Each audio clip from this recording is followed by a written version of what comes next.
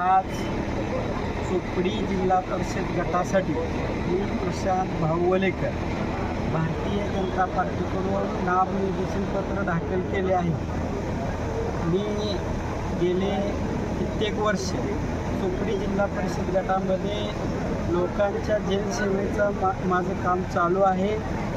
लोकांचे कोणते एक कॉल प्रॉब्लेम सॉल्व ही योजना मी माझ्या जिल्हा परिषद गटामध्ये राबवली आहे.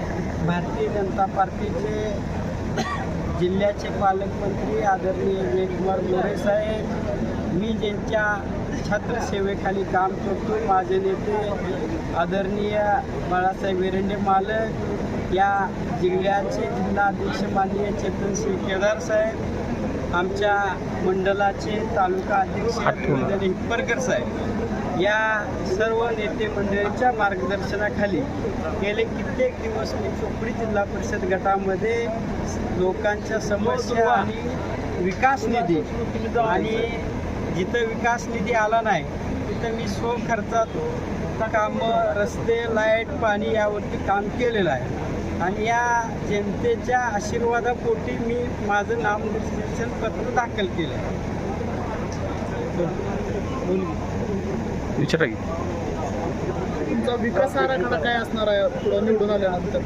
माझा विकास आराखडा आहे गटामध्ये रखडलेला विकास, गटामध्ये असणारी रस्त्यांची अडचण, विविध प्रकारे होत असणारा पाण्याचा नागरिकांना त्रास, लोकांच्या मूलभूत गरजा पहिल्यांदा मी पूर्ण करण्याचा प्रयत्न करेन.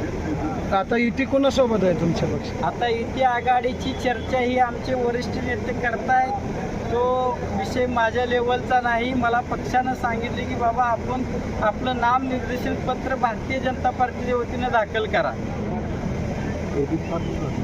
एबी फॉर्म पार्टीनं कुणालाच दिलेला नाही. ज्यावेळेस पार्टी देईल त्यावेळेस आम्ही सोडणार आहोत. जनतेला काय आव्हान काय करतात तुमच्या गटातील? मी माझ्या जनतेला गटातल्या आव्हान करतो की तुमचा 5 वर्ष सालगडी म्हणून सेवा करेल. मला 31 संधी दिली तर त्याचं सोनं करेल.